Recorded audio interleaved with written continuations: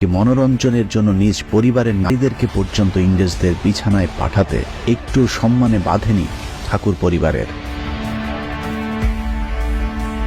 যে কারণে ভারতের আরেক নোবেল বিজয়ী অর্থনীতিবিদ অমর্ত্য সেন তার বইতে রবীন্দ্রনাথের জন্ম পরিচয় নিয়ে সন্দেহ প্রকাশ করেছেন। যুক্তি হিসেবে রবীন্দ্রনাথের শারীরিক গঠনের সাথে সাধারণ ভারতীয়দের পার্থক্যটা তিনি সামনে তুলে এনেছেন। এছাড়া ঠাকুর বাড়ির নারীদের সাথে যেহেতু ইংরেজদের অবাধ মেলামেশা ছিল, সে কারণে অমর্ত্য সেন রবীন্দ্রনাথের ডিএনএ পরীক্ষারও দাবি তুলেছেন। মূলত নারী সাপ্লাইয়ের মাধ্যমে ইংরেজদের সাথে সবচেয়ে সখ্যতা গড়ে তোলে রবীন্দ্রনাথের দাদা দ্বারকানাথ ঠাকুর। বিলেত থেকে আসা ইংরেজ চাকরিজীবীরা যেহেতু বেশিরভাগই ব্যাচেলর হিসেবে থাকতেন, তাদের মনোরঞ্জনের জন্য সেই সময় পতিতাদের ব্যাপক চাহিদা ছিল। দ্বারকানাথ ঠাকুরও চাহিদা অনুযায়ী যোগান দিতে শুরু করেছিলেন। আজকের যে কলকাতা সোনাগাজী যৌনপল্লীটি রয়েছে, তার প্রতিষ্ঠাতাও রবীন্দ্রনাথের দাদা দ্বারকানাথ ঠাকুর। 2012 সালের আনন্দবাজার পত্রিকার একটি নিবন্ধ ছাপা হয়েছিল, যেখানে কলকাতায় দ্বারকানাথ ঠাকুরের এরকম কমপক্ষে 43টি যৌনপল্লী থাকার বিষয়টি উল্লেখ করা হয়েছে, যে ব্যবসা রবীন্দ্রনাথের জীবদ্দশা পর্যন্ত চলমান ছিল। গোলাম আহমদ মর্তুজা রচিত এক অন্য ইতিহাস গ্রন্থের অসাধারণ দ্বারকানাথ অধ্যায়েও এ বিষয়ে বিস্তারিত আলোচনা করা হয়েছে। আনন্দবাজার পত্রিকার বাংলা 1406-এর 28 কার্তিক সংখ্যায় লেখা হয়েছে, তবে চুরি করে সাহিত্য রচনা করলেও রবীন্দ্রনাথের পতিতা সাহিত্যের উপর মারাত্মক দক্ষতা ছিল। আরও সহজ ভাষায় বললে অশ্লীল সাহিত্যের উপর রবীন্দ্রনাথের পিএইচডি ডিগ্রি ছিল।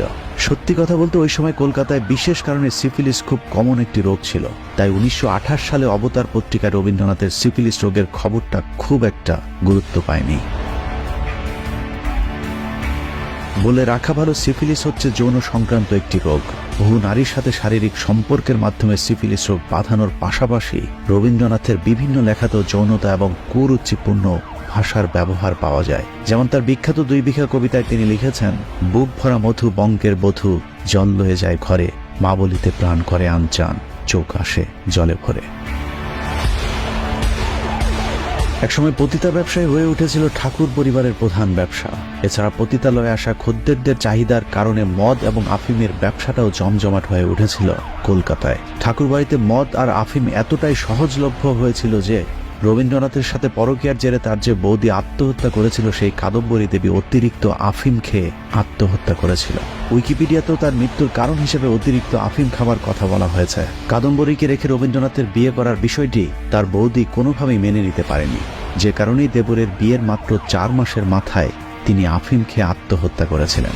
যাই হোক, মদ, আফিম আর পতিতা ব্যবসার টাকাতেই একের পর এক ব্যবসার জমিদারি কিনতে থাকে দ্বারকানাথ ঠাকুর। বিদেশি বাবুদের মনোরঞ্জনের বিনিময়ে কামানোর টাকায় ফুলে ফেপে ঠাকুর পরিবার খোলস পাল্টে হয়ে যায় জমিদারের বংশধর।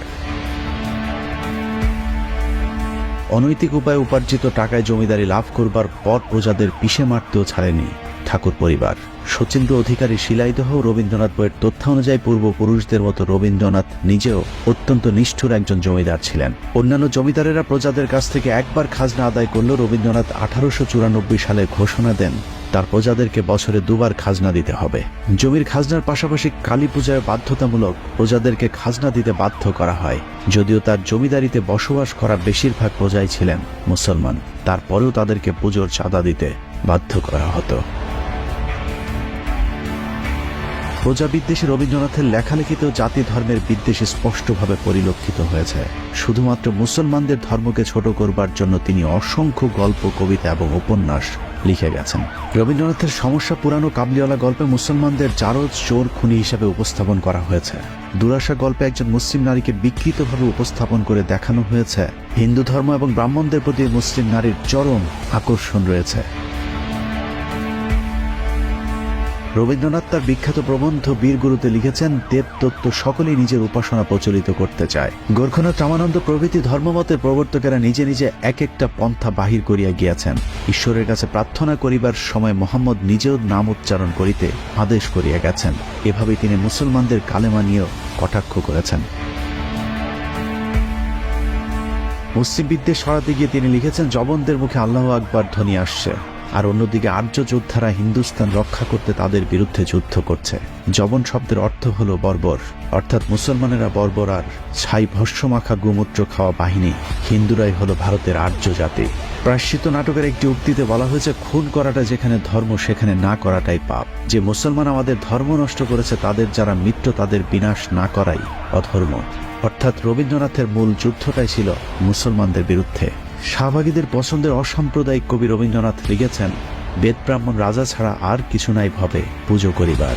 অর্থাৎ পৃথিবীতে একমাত্র ধর্ম হলো ব্রাহ্ম ধর্ম। এই হচ্ছে রবীন্দ্রনাথের অসাম্প্রদায়িকতার নমুনা। বঙ্কিমচন্দ্র এবং রবীন্দ্রনাথের বিরুদ্ধে তাদের সমকালীন লেখকরাও সাম্প্রদায়িকতার অভিযোগ তুলেছিলেন। অভিযোগের প্রেক্ষিতে রবীন্দ্রনাথ বলেছিলেন, মুসলমান বিদ্বেষ বলি আমরা আমাদের জাতীয় সাহিত্য বিসর্জন দিতে পারি না। মুসলমানদের উচিত নিজেদের জাতীয় সাহিত্য নিজেদেরই সৃষ্টি করা। কবরী মুসলিম বিদ্বেষের আরও একটি নমুনা। মরহুম মোতাহার হোসেন চৌধুরী শান্তিনিকেতনে রবীন্দ্রনাথ ঠাকুরকে একবার জিজ্ঞেস করেছিলেন, আপনার লেখা ইসলাম এবং বিশ্বনবী সম্পর্কে কোনো রচনা নেই কেন? উত্তরে কবি বলেছিলেন, কোরআন পড়তে শুরু করেছিলাম কিন্তু বেশি দূর এগোতে পারিনি, তোমাদের রাসূলের জীবন চরিত্র ভালো লাগেনি। রবীন্দ্রনাথের পুরো সাহিত্য জীবনের কোথাও হিন্দু বা ব্রাহ্ম ধর্ম ছাড়া অন্য কোনো ধর্মের প্রতি সম্মান জানিয়ে কোনো লেখা নেই।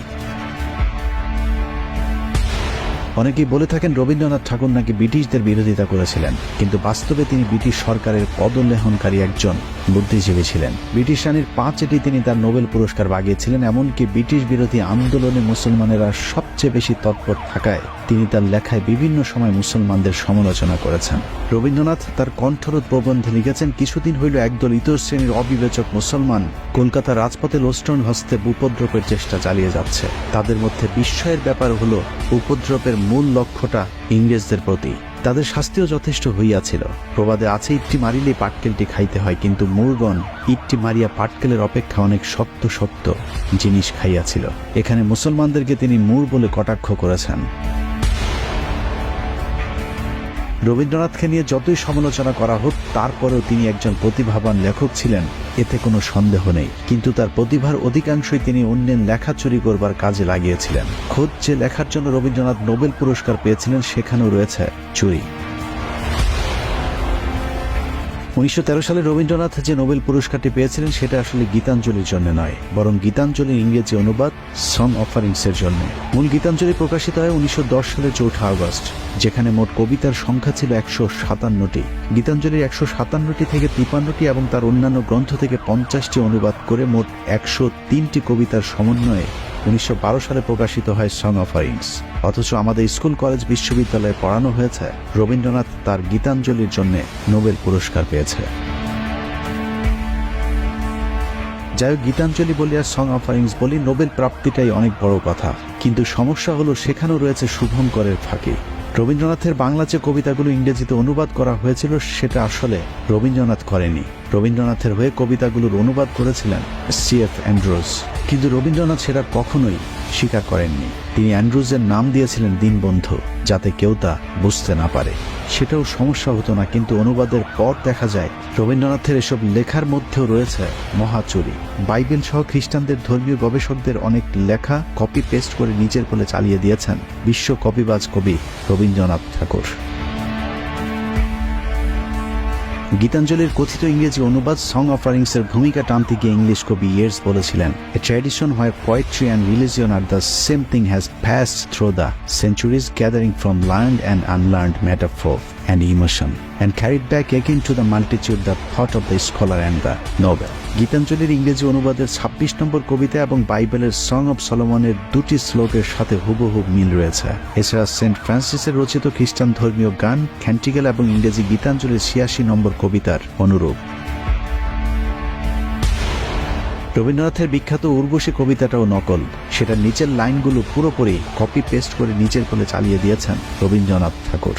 বৃন্তহীন পুষ্প সম আপনাতে আপনি বিকশী, কবে তুমি ফুটিলে উর্বশী, আদিম বসন্ত প্রান্তে উঠেছিলে মন্থিত সাগরে, ডান হাতে সুধাপাত্র বিষপাণ্ড লয়ে বাম করে। রবীন্দ্রনাথের এই কবিতাটি চার্লস সুইনবার্নের অ্যাটালান্টা ইন ক্যালিটন কবিতার সাথে অনেক সাদৃশ্যতা রয়েছে। রবীন্দ্রনাথের চিত্রাকাব্যের এবার ফেরমরে এবং মানসিক কাব্যের বধূ এই কবিতা দুটি ইংলিশ বিখ্যাত কবি মিস্টার শেলি এবং মিস্টার ওয়ার্ডসওয়ার্থের কবিতার সাথে ভাবগত এবং গঠনগত অনেক মিল রয়েছে। প্রিয়রঞ্জন সেন এবং নারায়ণ বিশ্বাস একমত হয়েছেন যে রবীন্দ্রনাথের গোড়া এবং ঘরে বাইরে দুটি কাব্য ইংরেজদের থেকে নকল করা। রবীন্দ্রনাথ তার লেখার একটি উল্লেখযোগ্য অংশ চুরি করেছিলেন মধ্যযুগের মুসলিম কবি সাহিত্যিকদের লেখা থেকে। এর মধ্যে মির্জা গালিব, শেখ সাদি, ওমর খাইয়াম সহ অনেক লেখক রয়েছেন। রবীন্দ্রনাথের বিখ্যাত কবিতা ভারত তীর্থ কবিতাটি পার্সিয়ান কবি আল্লামা জালালউদ্দিন রুমির কবিতার হুবহু নকল। দেশি বিদেশি লেখকদের পাশাপাশি রবীন্দ্রনাথের চুরির হাত থেকে আশপাশের বন্ধুরাও বাঁচতে পারেনি।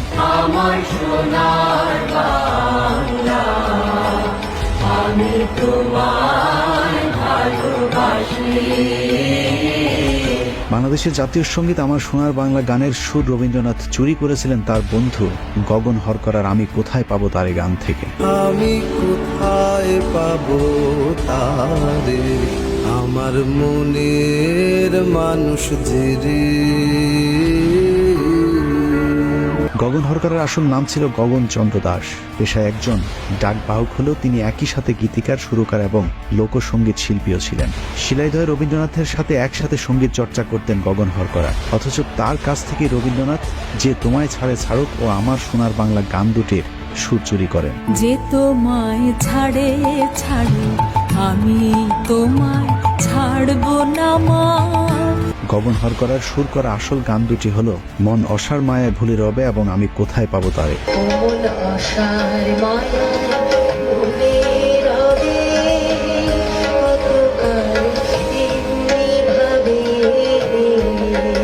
কোথায় পাবো তারে আমার মনের মানুষ যে রে।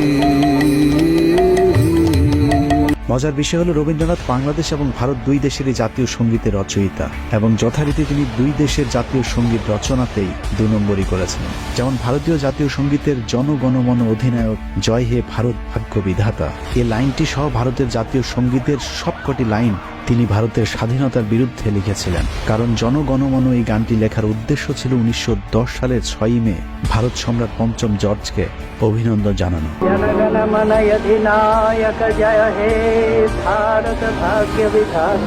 এখানে অধিনায়ক এবং ভাগ্য বিধাতা বলতে তিনি জর্জ ফ্রেডরিক আলবার্টকে সম্বোধন করেছেন।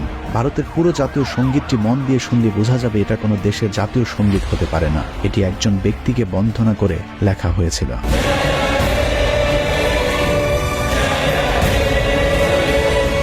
জাতীয় সঙ্গীতের মাঝের অংশে রবীন্দ্রনাথ লিখেছেন অহরহ তব আহ্বান প্রচারিত, শুনি তব উদারবাণী হিন্দু বৌদ্ধ শিখ জৈন পার্শ্বিক মুসলমান খ্রিস্টানি, পূর্ব পশ্চিম আসে তব সিংহাসন পাশে। হিন্দু মুসলমান খ্রিস্টান সবাইকে পঞ্চম জর্জের সিংহাসনের পাশে দাঁড় করিয়ে রবীন্দ্রনাথ তার ফায়দাটা ঠিকই লুপে নিয়ে মূলত এই গানে পঞ্চম জর্জকে ভারতের ভাগ্য বিধাতা উপাধি দেওয়ার মাধ্যমেই 3 বছরের মাথায় রবীন্দ্রনাথ প্রথম নন ইউরোপিয়ান হিসেবে নোবেল পুরস্কারে ভূষিত হন।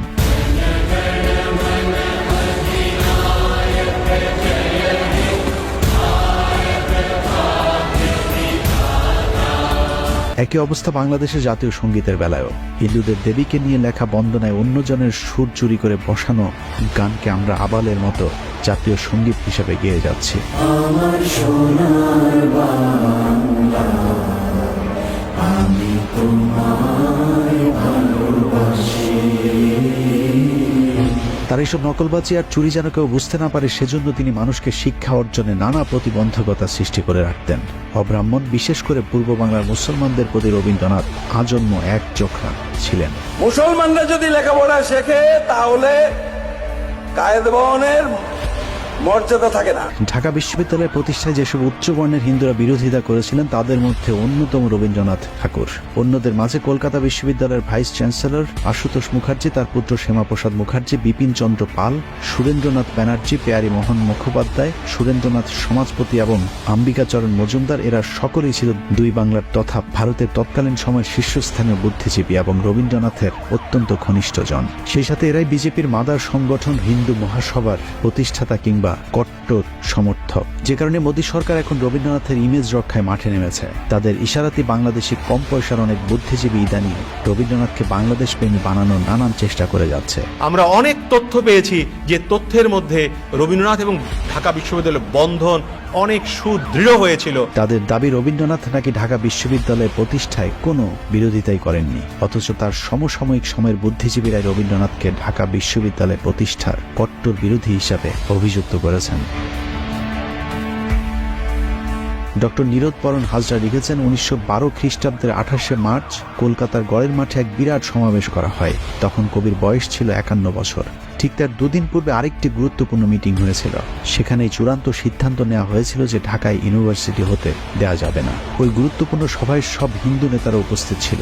নতুন রাজ্য পুনর্গঠনে ঢাকা বিশ্ববিদ্যালয়ের প্রয়োজন কিনা বা শিক্ষা বিষয়ে করণীয় কি আলোচনার জন্য একটি জনপ্রতিনিধিদের নিয়ে কলকাতার টাউন হলে ওই সভাটি হয়েছিল, যার সভাপতিত্ব করেছিলেন রবীন্দ্রনাথ ঠাকুর। একই অভিযোগ করেছেন নীরদ চন্দ্র চৌধুরী। তিনি লিখেছেন, 1912 সালের 28শে মার্চ কলকাতার গড়ের মাঠে ঢাকা বিশ্ববিদ্যালয় প্রতিষ্ঠার বিরুদ্ধে হিন্দুরা যে প্রতিবাদ সভা করেছিল, সেখানে স্বয়ং রবীন্দ্রনাথ ঠাকুর নিজে সভাপতিত্ব করেছিল। ডক্টর রমেশ চন্দ্র মজুমদার লিখেছেন, কলকাতা বিশ্ববিদ্যালয়ের ভিসি আশুতোষ মুখার্জির নেতৃত্বে ভাইসরয় লর্ড হার্ডিঞ্জকে 18 বার স্মারকলিপি দিয়ে চাপ সৃষ্টি করা হয়েছিল যেন ঢাকা বিশ্ববিদ্যালয় প্রতিষ্ঠা করা না হয়। বিদ্রুপ করে হিন্দু নেতারা ঢাকা বিশ্ববিদ্যালয়কে বলতেন মক্কা বিশ্ববিদ্যালয়। ভারতের আরেক ইতিহাসবিদ শ্রী সুকীর্তি রঞ্জন বিশ্বাস রবীন্দ্রনাথকে ঢাকা বিশ্ববিদ্যালয়ের ঘোর বিরোধী হিসেবে উল্লেখ করেছেন। গড়ের মাঠে সেই মিটিং এর থেকে অনেক বড় ডায়াস হলো, তার সভাপতি হলেন বিশ্বকবি রবীন্দ্রনাথ ঠাকুর। সেখানে প্রস্তাব পাশ হচ্ছে ঢাকাতে যেন বিশ্ববিদ্যালয় ইংরেজ গভর্নমেন্ট না করে। 18 বার স্মারকলিপি দিয়েছিল যাতে ঢাকাতে ইউনিভার্সিটি না হয়। অথচ সেই রবীন্দ্রনাথকেই এখন বাংলাদেশিদের কাছে প্রিয় পাত্র হিসেবে উপস্থাপন করবার চেষ্টা করা হচ্ছে। তার লেখা গল্প প্রবন্ধ আমাদের সেই বিশ্ববিদ্যালয়ে পড়ানো হচ্ছে যিনি আজীবন সেই বিশ্ববিদ্যালয়টি প্রতিষ্ঠার বিরোধিতা করে গিয়েছিলেন। ক্ষণিকের গান গাড়ে আজি প্রাণ, ক্ষণিক দিনের আলোকে। অন্যদিকে 1921 সালে ঢাকা বিশ্ববিদ্যালয় প্রতিষ্ঠিত হয়, অথচ তারও 6 বছর আগে 1915 সালে মৃত্যুর আগেই যিনি ঢাকা বিশ্ববিদ্যালয়ের জন্য কয়েকশো বিঘা জমি দান করে গিয়েছিলেন, সেই নবাব স্যার সলিমুল্লাহকে আমরা ভুলেই যেতে বসেছি। শুধু স্যার সলিমুল্লাহ নয়, ধনবাড়ির নবাব সৈয়দ নওয়াব আলী চৌধুরী, শেরেবাংলায় কে Fazlul Huq, viceroy lord Hardinge, lord Lytton সহ যারা ঢাকা বিশ্ববিদ্যালয় প্রতিষ্ঠায় অবদান রেখেছেন তাদেরকে ন্যূনতম মূল্যায়নও করা হচ্ছে না। অথচ রবীন্দ্রনাথের জন্মদিনের 1 মাস আগ থেকে পর পর্যন্ত বাংলাদেশের গণমাধ্যমে শোকের মাতম চলতে থাকে। সারা বছর আমরা এই দিনটির জন্য অপেক্ষা করি যে কবে 25শে বৈশাখ আসবে। বিশ্বকবি রবীন্দ্রনাথ ঠাকুর তিনি সারা বিশ্বে নিপীড়িত মানুষের অর্থনৈতিক সামাজিক উন্নয়নের কথা ভেবেছিলেন। এত কিছুর পরেও শাহবাগী বুদ্ধিজীবীরা রবীন্দ্রনাথকে অসাম্প্রদায়িক, ব্রিটিশ বিরোধী, সাম্যবাদী আরো নানা বিশেষণে প্রতিষ্ঠার চেষ্টা করেই যাবে। ভারতীয় এসব দালালদের জন্য তাদের কবিগুরুর লেখা 2টি লাইন পড়ে আজকের অনুষ্ঠান শেষ করব। পূর্ব বাংলার 7 কোটি বাঙালিকে উদ্দেশ্য করে রবীন্দ্রনাথ লিখেছিলেন, 7 কোটি সন্তানের হে মুগ্ধ জননী, রেখেছ বাঙালি করে মানুষ করনি।